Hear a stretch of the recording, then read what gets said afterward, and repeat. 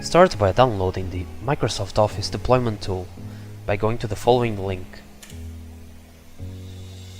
and click download. Then run it and extract it to your desktop.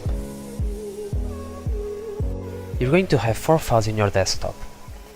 You're going to want to keep the setup.exe, and then you're going to want to keep one of these files. This one you can delete. This one says 64-bit. If you have a 64-bit machine, you're going to want to keep this one. But if you want to install the 32-bit version, you're going to want to keep this one. In my case, I want to install a 64-bit, so I'm going to delete that one. Now that we have those 2 files, we're going to want to edit the configuration.xml.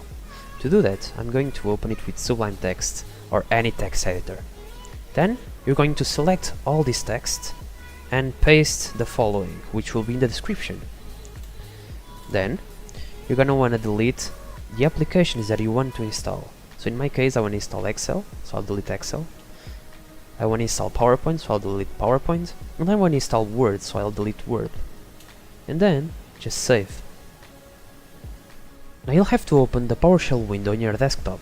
To do that, shift-click in your keyboard and right-click on your desktop.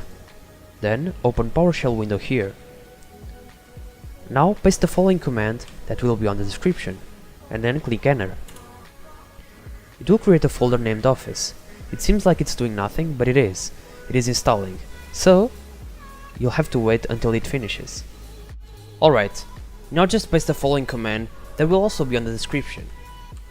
And click enter. Click yes.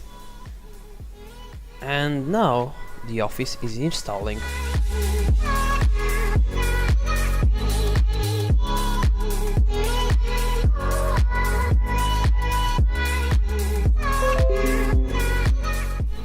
Alright, now if you want to check if it is installed, you just search for Word, for example. If you installed Word, for example Excel. What about Outlook though? It isn't, because I didn't want it to be. What about Access? No. What about PowerPoint? There we go.